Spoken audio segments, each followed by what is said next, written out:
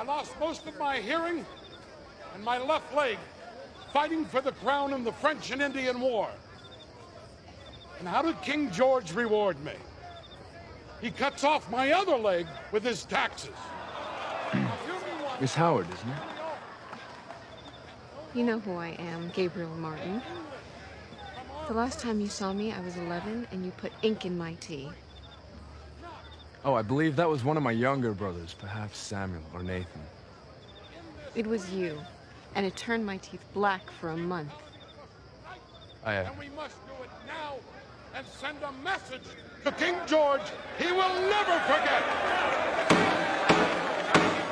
Our first order of business. And our last, if we vote a levy. Order. Mr. Sims, you will not have the floor.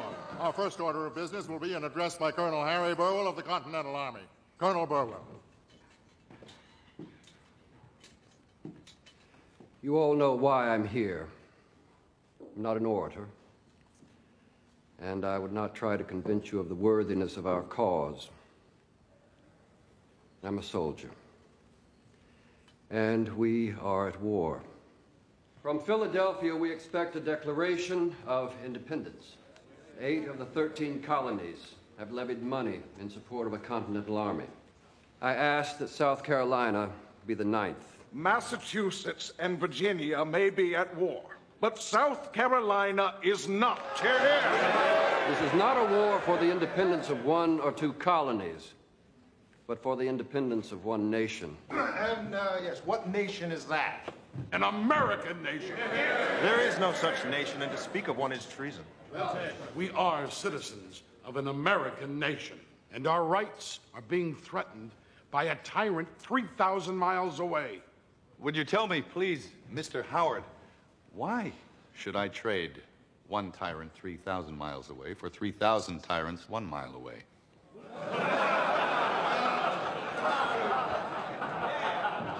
An elected legislature can trample a man's rights as easily as a king can.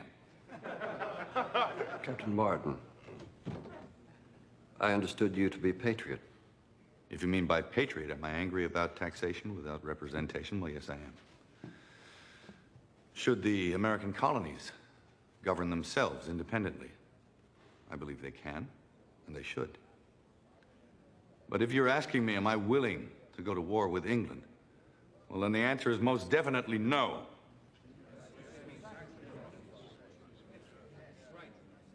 This from the same Captain Benjamin Martin, whose fury was so famous during the Wilderness Campaign? I was intemperate in my youth. Temperance can be a convenient disguise for fear. Mr. Middleton, I fought with Captain Martin under Washington in the French and Indian War. There's not a man in this room, or anywhere for that matter, to whom I would more willingly trust my life. Hear, hear. There are alternatives to war. We take our case before the king. We plead with him. Yes, we've tried that. Well, then we try again and again, if necessary, to avoid a war. Benjamin, I was at Bunker Hill. The British advanced 3 times, and we killed over 700 of them at point-blank range, and still they took the ground. That is the measure of their resolve. Now, if your principles dictate independence, then war is the only way. It has come to that. I have 7 children. My wife is dead. Now, who's to care for them if I go to war? Wars are not fought only by childless men. Granted. But mark my words.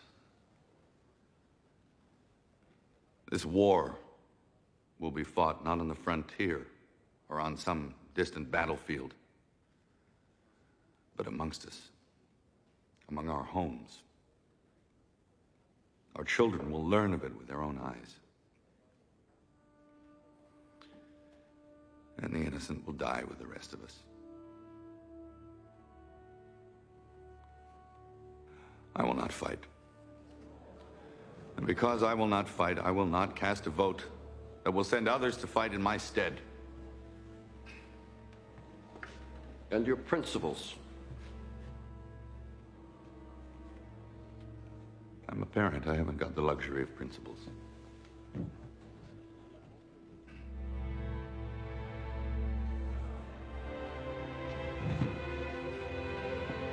Must hold the levy.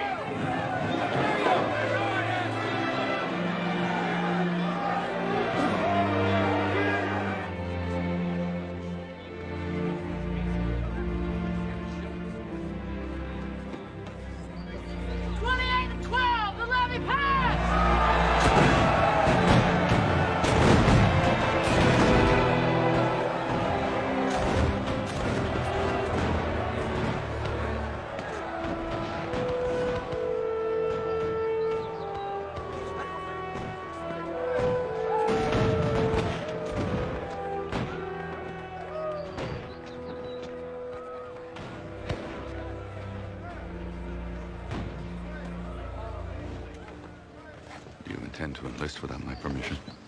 Yes, I do.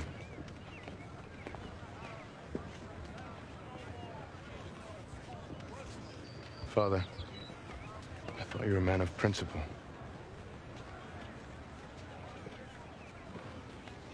When you have a family of your own, perhaps you'll understand.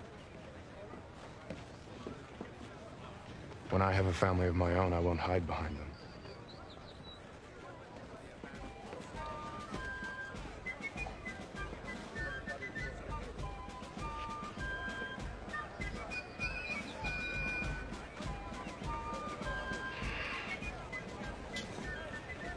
He's as imprudent as his father was at his age. Regrettably so. I'll see to it that he serves under me. Make him a clerk or quartermaster, something of that sort. Good luck.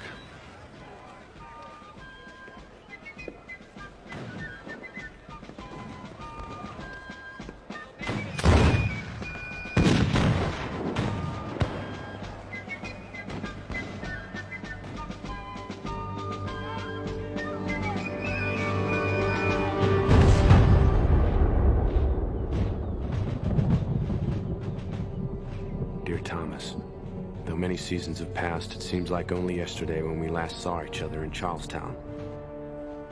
It was with great sadness that I learned of its recent fall to the British under General Cornwallis.